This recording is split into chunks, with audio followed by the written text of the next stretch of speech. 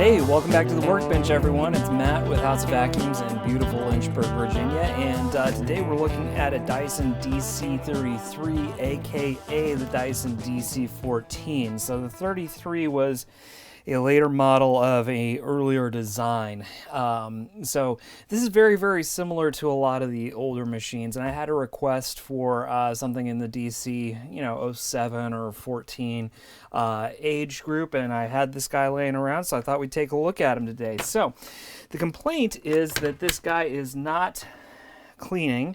They think that it's clogged, and if we look here, first problem that I'm seeing is that there's a ton of dust right here. You can see just tons and tons of dust. So this has been bypassing dirt pretty disastrously. And we need to figure out why. So the first thing I'm going to do is I turned it on. It does have weak suction. The motor sounds strained. So the first thing I'm going to do is check the filters and see what the story is on those. So first thing that I'm seeing is, check that filter out. That is really, it's been washed before, but it's in bad shape. Pretty visibly dirty. And this is kind of at that point that you want to say that the filter's pretty much toast. This outer portion can be it's just, this is, filters only last so long. So, whether it's Shark, Dyson, Miele, any vacuum company that makes a bagless machine, they'll tell you to wash the filters frequently. Typically every 3 months is kind of average. That being said, the filter will eventually break down, and that's kind of what we're seeing here. You start seeing how it looks kind of like puffy and just like kind of like you can never get it clean. You need to replace it. There's no two ways about it. Bagless, you're trying to get away from using a bag, but with that comes the maintenance of cleaning the filters, and with that comes the eventual replacement of the filters. So that's looking pretty bad. So let's check out this HEPA and see what's going on here. And that actually doesn't look too bad. So I'm not entirely sure that the dirt that we were seeing was actually the dirt that we're seeing here is coming from the exhaust. Could be a leak on the cup side of things. So we'll take a peek and see. There's so many little ports, etc. on these Dysons that can leak with time that, who knows what's going on. This is a clean out right here. This is dirty, but it's not clogged. Whatever they've been doing with this, it's been dealing with a lot of fine dust. That is for sure. So what I'm going to do real quick is I'm going to take and check some of these ports.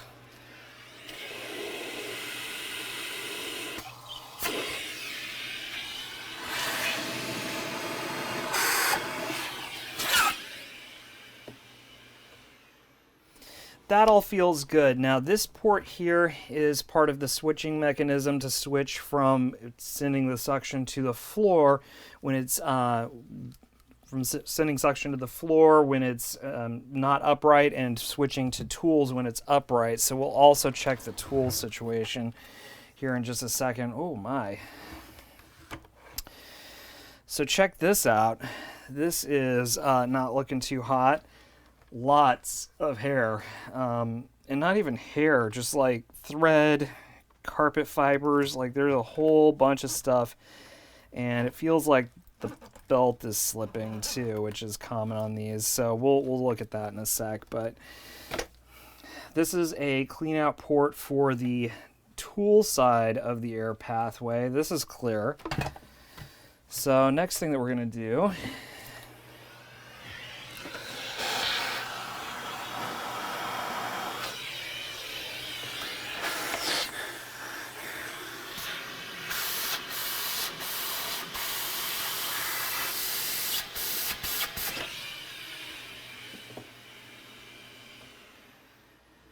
So the vacuum's not clogged. this is really dirty, so that could be causing some breathing issues for the vacuum. If we flip this over and look at the motor intake side of things, it doesn't look too dirty, so nothing doesn't look, and the HEPA is clean, so it doesn't look like a whole lot has made its way into the actual motor itself, which is good. That being said, while we've got it like this, I do want to go ahead and let's go ahead and reinsert the HEPA just so our air is filtered that we're going to be breathing. And what we're going to do is we're going to go ahead and run this like this and see what the scoop is.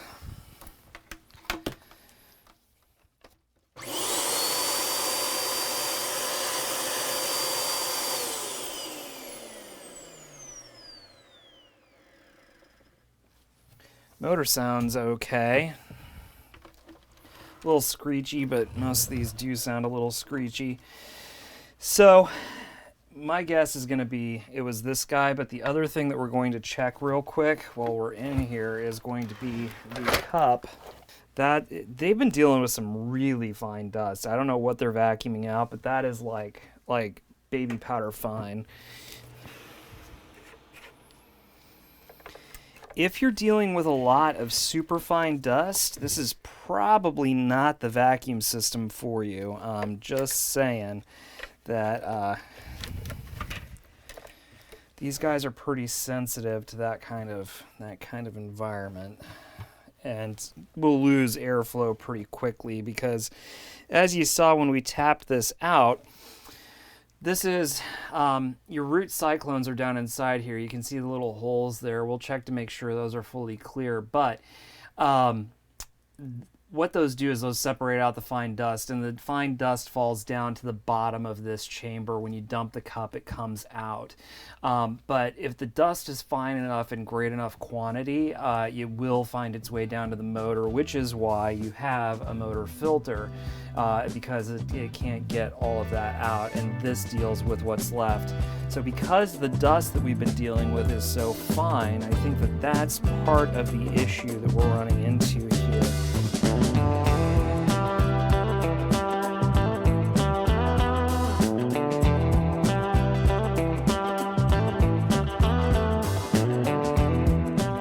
Since we got it apart, we're going to go ahead and clean this. Now, folks, this is why bagless machines are disgusting. This is what you typically dispose of with a bagged machine is what just sticks around for forever in the top end of your bagless machine, and it's just, that's why they get stinky.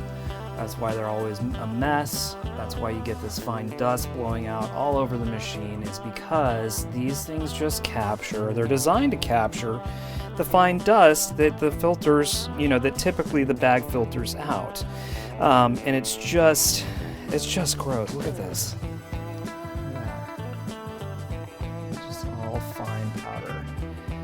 Dead skin cells, dust mite feces, Lord knows what else is all in there. So yeah, we're gonna clean this up real quick.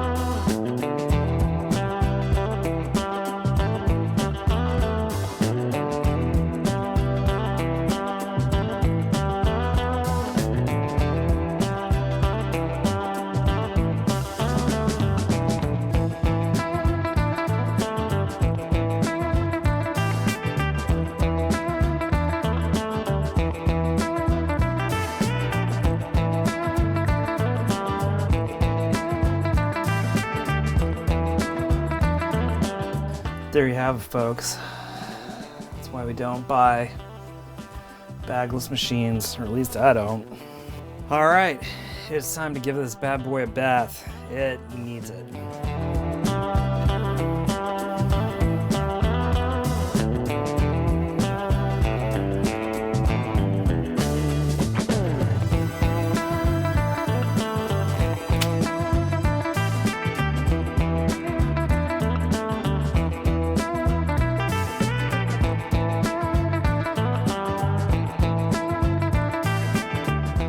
All right, so here comes the part where you should not do this at home.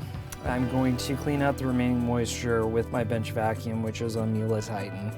And you shouldn't do this. I do not recommend it. It will ruin your vacuum. But in my case, my vacuum bag is full of dust and dirt that will most likely soak it up. And if I break this vacuum, guess what? I'm the vacuum guy. I've got a billion more. So I'm gonna go ahead and do it.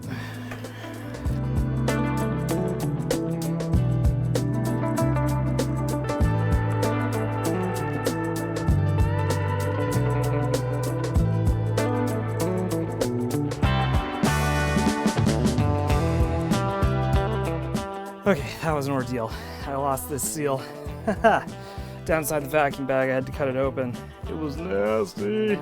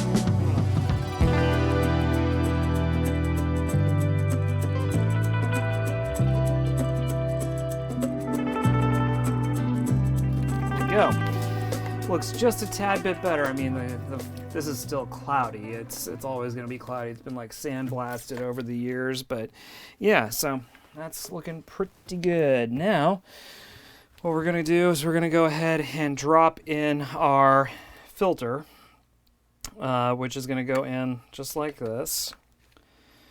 Bam. All right, so now we got a brand new filter in here.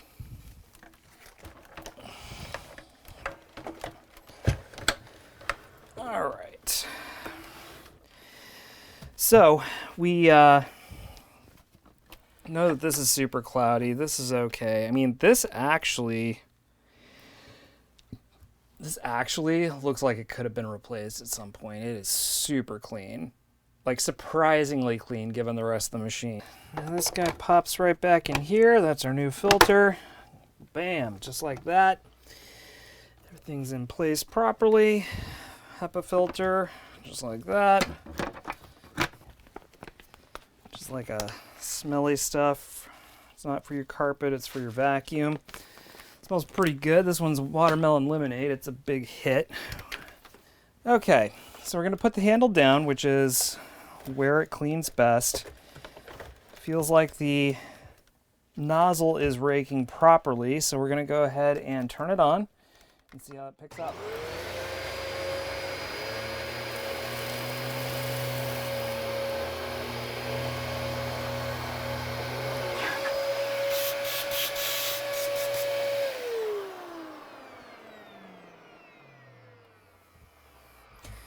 Sounds and smells much better. So let's flip this over. We are going to go ahead and clean this bad boy out, there's not really a whole lot that we can do about the belt. So now what we're gonna do is I'm just gonna pop this off. Now, we're not gonna mess with the belt. Why?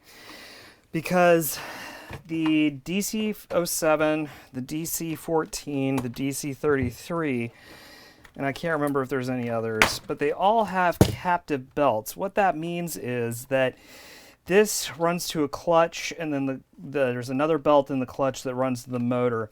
That clutch is non-serviceable. I mean, for all intents and purposes, it's not serviceable. So, so if the belt goes, you have to replace the clutch. The clutch is $50. So it's even like, I mean, even you get a replacement one, it's like 30. So, so if this is working fine, which it is, we're just not gonna mess with it. So.